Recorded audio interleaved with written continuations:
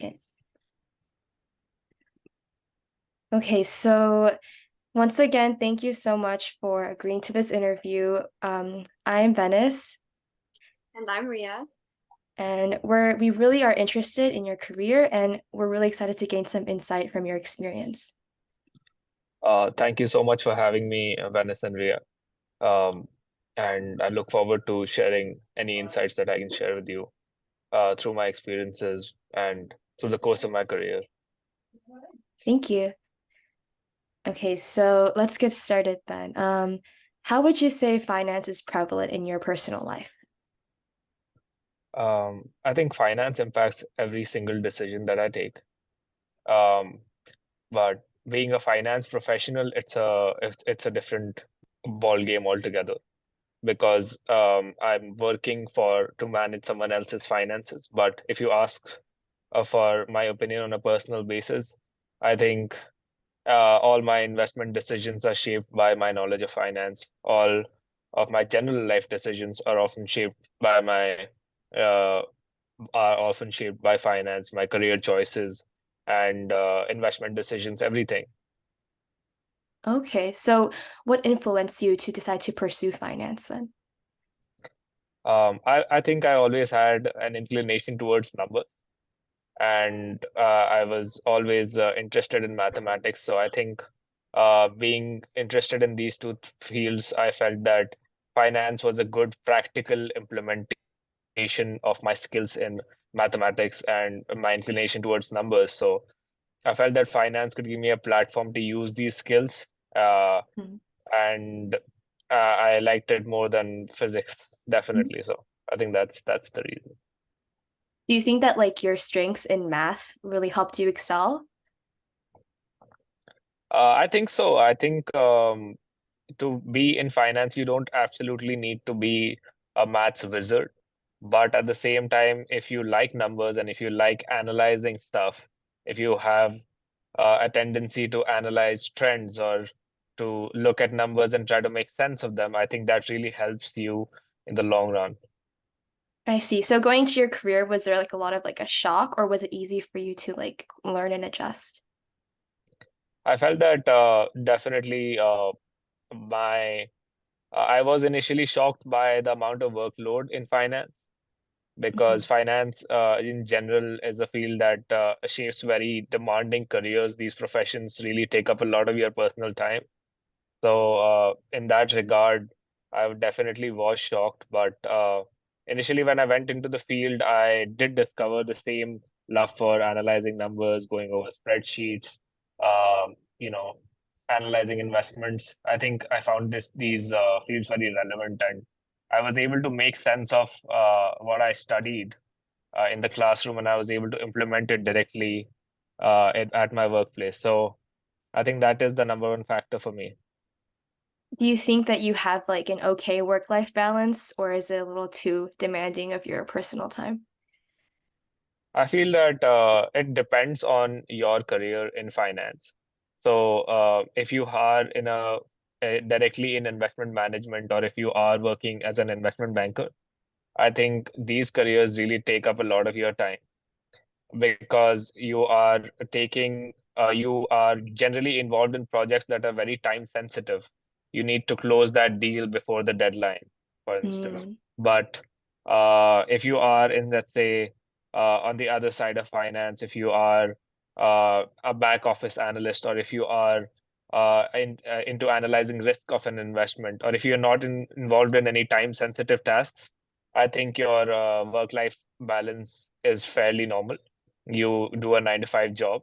But for most people, their inclination to get into a career in finance is is again financially motivated. They are attracted to finance because of the money aspect of finance. They want to make the big bucks. yeah, I see. Thank you. So building off of that, how would you describe your like day-to-day life and like your daily routine and tasks as someone in finance?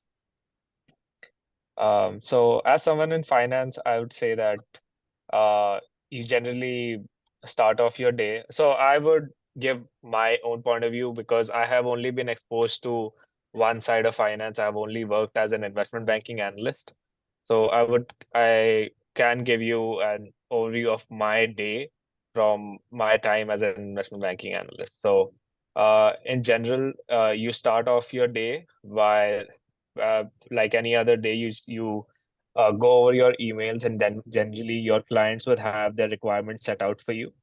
And in general, I would describe investment banking process into a couple of overall steps. So, um, you are either performing research for your client, and that means that if so, do you guys have an understanding of what investment bankers do in general? If not, In general, can I you could like explain it. elaborate a little bit, please? Sure. So, investment bankers are essentially representatives of companies. They help companies gain more money by either acquiring other companies or going public. So going public as in going through an IPO, giving out shares to the public to raise money. So essentially, they are intermediaries that are helping corporations make money. So if, let's say, a Japanese corporation wants to buy an American corporation, they're going to have to value the American corporation with the help of an investment banker. The investment banker is going to tell them the price of the firm that they are intended to buy. So, so with that in mind, uh, one of my major tasks is often research. So let's say that the Japanese corporation wants to buy a certain company in the United States, but they're not sure what type of company. So they would tell me their requirements um, of the company that they would like to buy. So they'd tell me the size of the company, or they would tell me the nature of their operations. Let's say, or the employee size or any other thing. So I would do my research, and I would try to collect data from a number of private and public sources, and try to come up with a list of companies that they could buy. This process is called research. So after I present my research to the investment bank, they can shortlist a company. They can try to communicate. They can try to call them and try to set up a price at which they are willing to buy that company.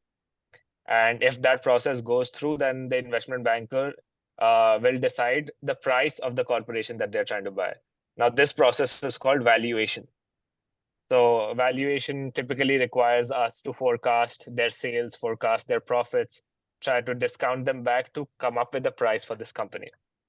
And after all of this is done, if let's say that the price that has been calculated by the investment banking analyst is okay, the side that's buying the company and the side that's selling are both okay with the transaction, then the investment banking analyst also does due diligence, or checks the company, does sort of like a background check on the company if the company does legitimate transactions. So these are basically the tasks that are performed by the investment banking analyst. And so going back to my day, which was an original question, uh, my task would be set out in my daily emails as to if I'm performing research, or if I'm performing valuation, or if I'm on a due diligence assignment. And the majority of my day would be around handling these tasks, handling the requirements, and creating a deliverable that ultimately needs to be presented to the client. So if I'm doing research, I will try to come up with the list of companies that I could communicate to my client. Or if I'm doing valuation, then I would try to ensure that all the numbers add up, all the mathematical processes that I'm following to value the company, they check out.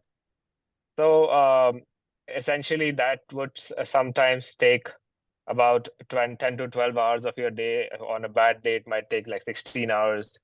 Uh, you might be working all night. So is it Depends like a on new how close. task? Sorry, go ahead. Yeah, so it depends on what stage you're at. If you are really close to the merger deadline, then you'll be working longer hours. If you are far away from it, if you're just at the initial phases of your deal, these are called deals or mergers or transactions. acquisitions, you can call it any